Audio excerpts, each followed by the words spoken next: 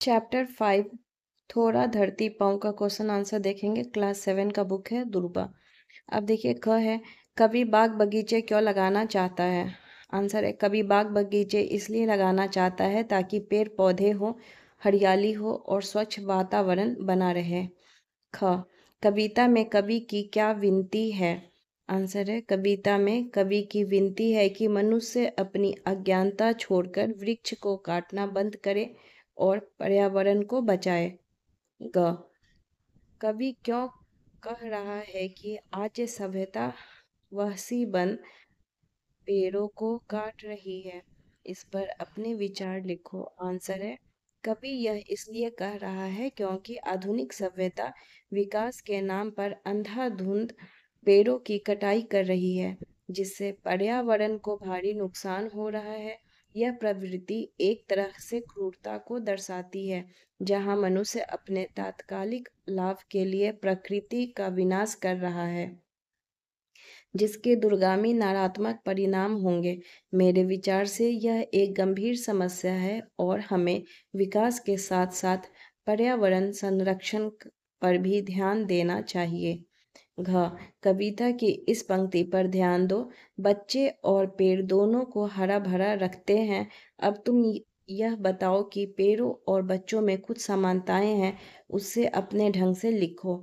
Answer है, बच्चे और पेड़ दुनिया को हरा भरा रखते हैं। इस पंक्ति में पेड़ों और बच्चों में कई समानताएं हैं, जैसे विकास और वृद्धि, दोनों ही बढ़ते और विकसित होते हैं। दूसरा, जीवन का प्रतीक, दोनों ही जीवन और नए शुरुआत का प्रतीक है। तीसरा, आशा और भविष्य, बच्चे हमारे भविष्य की आशा हैं और पेड़ पौधे स्वस्थ पर्यावरण और जीवन की निरंतरता के लिए आवश्यक है। देखभाल की आवश्यकता, दोनों को ही जीवित रहने और बढ़ने के लिए उचित देखभाल, पोषण और सुरक्षा की आवश्यकता होती है। खुशी और शांति, हरे भरे पेड़ और खेलते हुए बच्चे दोनों ही मन को शांति और खुशी प्रदान करते हैं। परोपकारी, पेड़ बिना किसी स्वार्थ के हमें ऑक्सीजन, फल, छाया आदि देते हैं।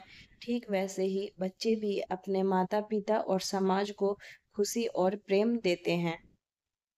सेकंड है, कैसी लगी कविता। कविता पढ़ो और जवाब दो। क है, कविता की कौन सी पंक्तियां सबसे अच्छी लगी। आंसर है, मुझे कविता की ये पंक्तियां सबसे अच्छी लगी। आज सभ्यता वहसी बन पेड़ों को काट रही है और प्रकृति का यौवन अपनी मौत मर रहा है। ख, वे पंक्तियों क्यों अच्छी लगी।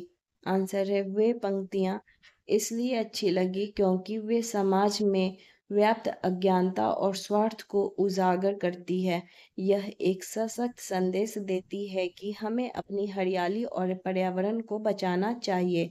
तीसरा है, बातचीत।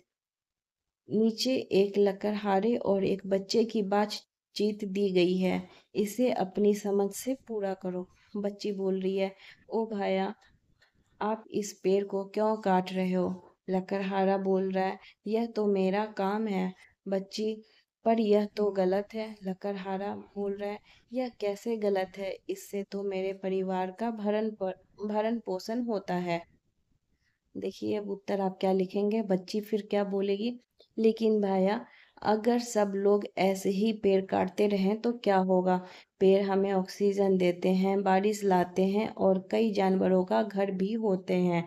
अगर पेड़ नहीं रहेंगे तो हम सब बीमार पड़ जाएंगे और हमारी पृथ्वी भी बंजर हो जाएगी। लकड़हारा, हाँ, तुम्हारी बात भी सही है बिटिया। मैंने कभी इस बारे में इस तरह से सोचा ही नहीं, पर फिर भी मैं अपने परिवार का पेट कैसे भरूंगा। फिर बच्ची बोलती है, आप पेड़ काटने की बजाय लकड़ी से कोई और चीज बनाने का काम कर सकते हो, या फिर आप लकड़ी की नक्काशी कर सकते हो, या फिर सरकार की मदद मांग सकते हो ताकि आपको कोई और काम मिल सके। पेड़ काटना तो हमारी धरती को नुकसान पहुंचाना है। क्या हम मिलकर और पेड़ नहीं लगा सकते। लकड़हारा बोलेगा, शायद तुम सही कह रही हो, मुझे कुछ और सोचना पड़ेगा।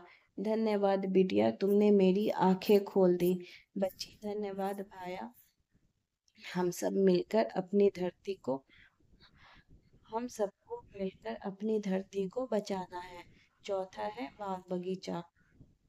चौथा का क देखिए, तुम पेड़ों को बचाने के लिए क्या कुछ कर सकते हो, बताओ। आंसर है, पेड़ों को बचाने के लिए मैं निम्नलिखित काम कर सकती हूँ। पहला है, जितने हो सके उतने पेड़ लगाऊंगी। दूसरा, दूसरों को पेड़ लगाने और बचाने के लिए प्रेरित करूंगी। तीसरा, कागज का इस्तेमाल कम करूंगी और रिसाइकलिंग को बढ़ावा दूंगी। चौथा, पेड़ों की कटाई का विरोध विरोध करूंगी और अधिकारियों को सूचित करूंगी। पांचवा, अपने जन्मदिन या किसी खास मौके पर पेड़ लगाऊंगी। लास्ट है, बच्चों को पेड़ पौधों के महत्व के बारे में बताऊंगी आदि। ख, कविता में कवि ने बगीचे के बारे में बहुत कुछ बताया है। बताओ, नीचे लिखी चीजों में से कौन सी चीजें बगीचे में होंगी। कार्ड नहीं, नहीं होंगी। क्यारियाँ, क्यारियाँ होंगी तो आप हाँ लिखेंगे। सड़क नहीं, खेत नहीं, कारखाना नहीं। कुर्सी हाँ, पता हाँ, फूल हाँ, चिड़िया हाँ, फल हाँ, तालाब हाँ, यदि बड़ा बगीचा होगा तो होगा। पेड़ हाँ, कागज नहीं, टहनी हाँ।